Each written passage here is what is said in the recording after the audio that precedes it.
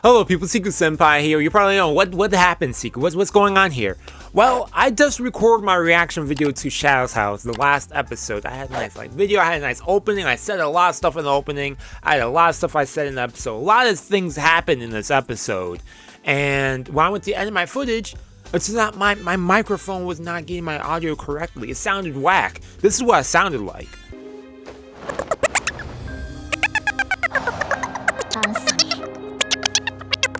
What the heck is this? Little chipmunk sounds, man. It turns out my mic wasn't properly plugged in, hence why it sounded all like that. So that's the whole video, my mic sounded like that. So unfortunately, my fresh reaction of that is not there. But I still decided, you know, it's the last episode. I checked out I checked out all the episodes. Let me at least have like a final video talking about it. I also want to say thank you for everyone who's been checking out the reacts to Shadow's House, the reviews, all that stuff. Well, mainly reaction videos. Joining me in this, I've been enjoying the interaction, the comments, and everything. It's been a blast, you know, checking this out. Overall, it's been a fun journey. And this last episode was more or less how I expected it to be. We got to see the aftermath of what went down with Rosemary jumping off with Mary Rose. Rest in peace. But then psych! It turns out that they actually talked about it with Kate before then. I wasn't expecting them to actually have this whole thing planned out, that maybe they survived on the bottom. They had like a suit plan on the bottom. So, you know, hopefully Mary Rose and Rosemary are alive.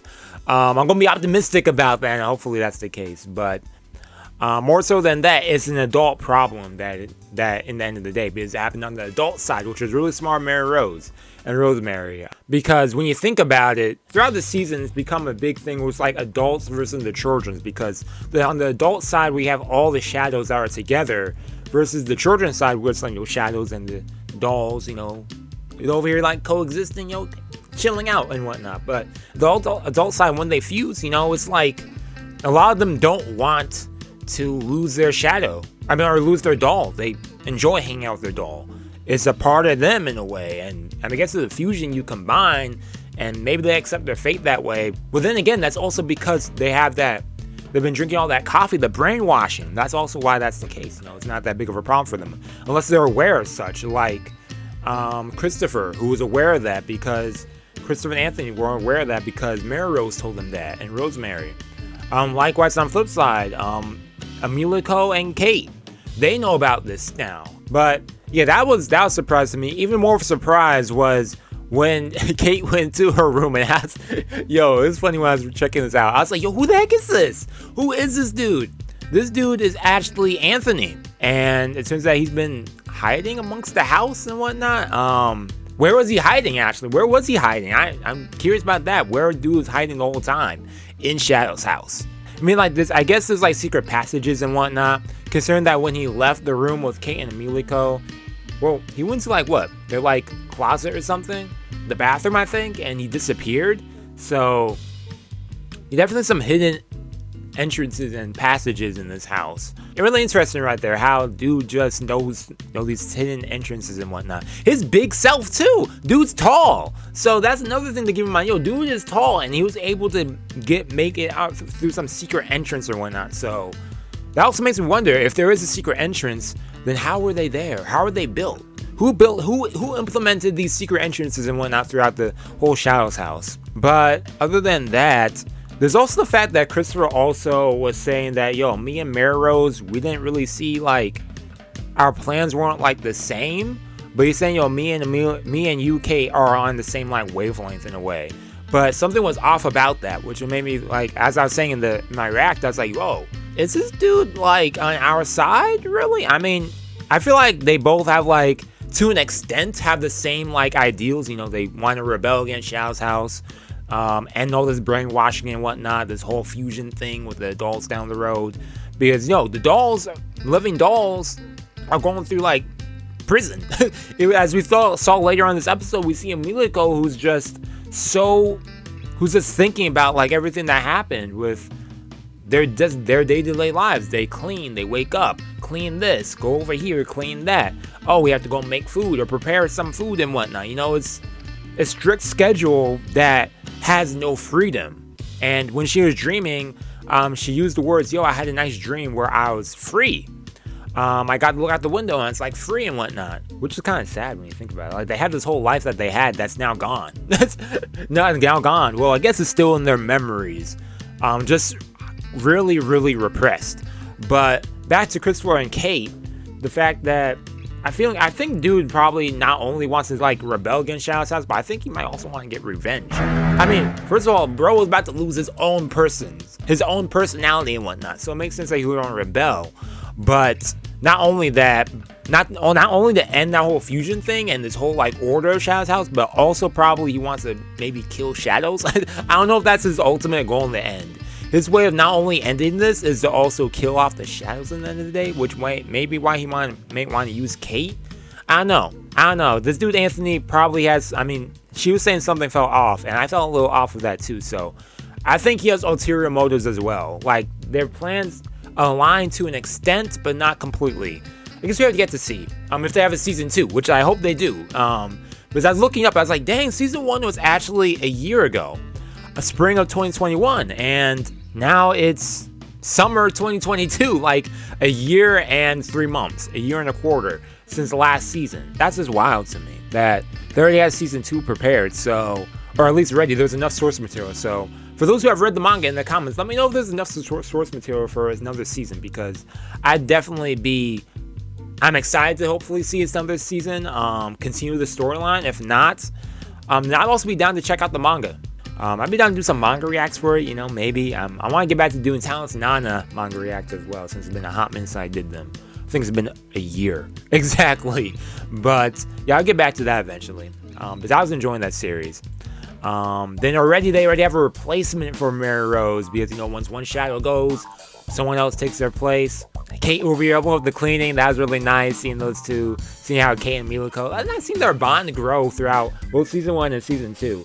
One thing I especially liked in season 2 is seeing a lot of Kate's analytical side, strategizing things, especially with this whole incident this whole mystery to solve on who the hooded person was, who was Mary Rose, with Anthony on the other side as an accomplice. So even more so, what was it, later on in the episode, yet the big thing in this episode, one of the big things, the fact that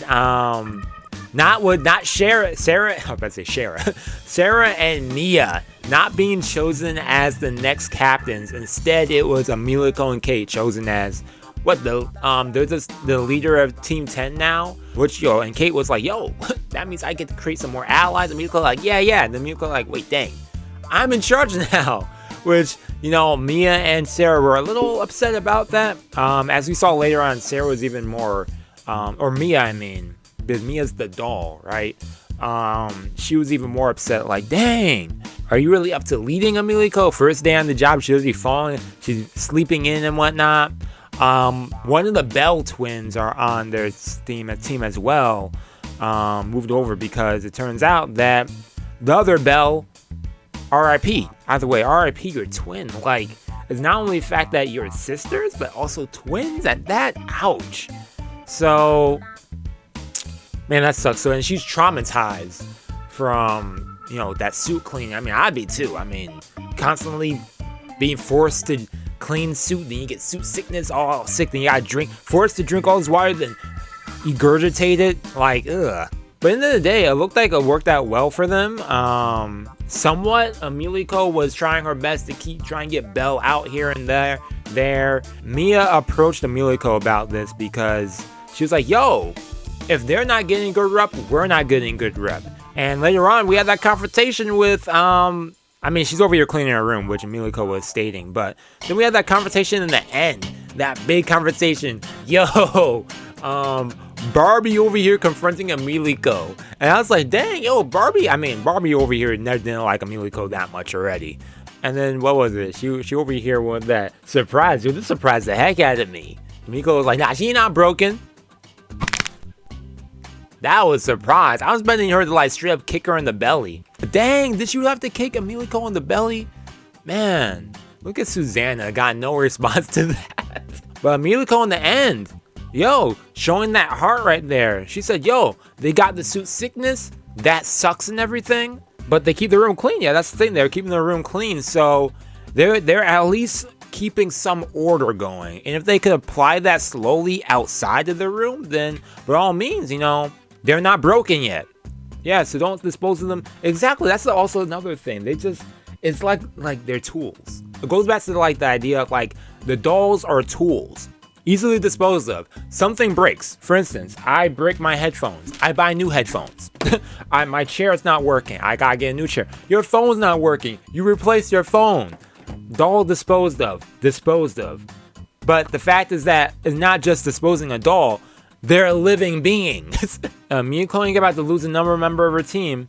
Yep, ever again. Nice, Emilico. That was a nice way they ended the episode too.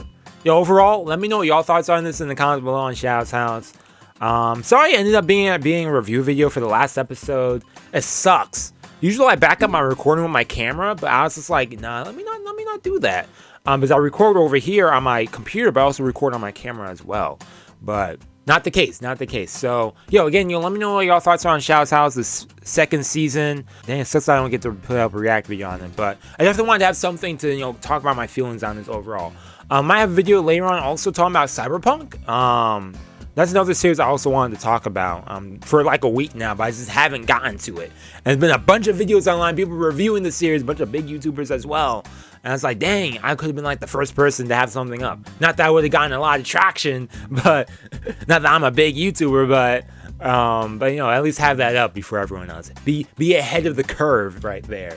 That'd been kind of cool, but I'm behind it, so it's what it is. So yeah, anyways, check out the stream next week. I'm gonna be streaming a video talking about what shows I'll be watching for the fall season that's coming up starting next week. I'll be streaming on Monday, so check out that stream. And yeah, let me know what y'all thoughts are on Shadow's House Season 2. Let me know where they are in the manga. I know that currently 11 volumes are out in the Japanese release. English translation, I think only 3 are translated currently, official translations for it.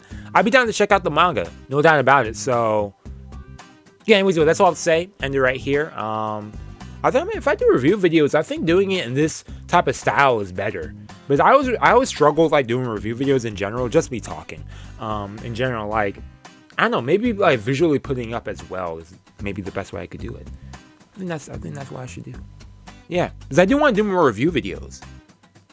If I'm not reacting to a show, I want to review it. And I think this might be the best formula for it. So yeah, anyways, that's all I'll say. See y'all later for some more uploads on the channel. See y'all later. Peace and out.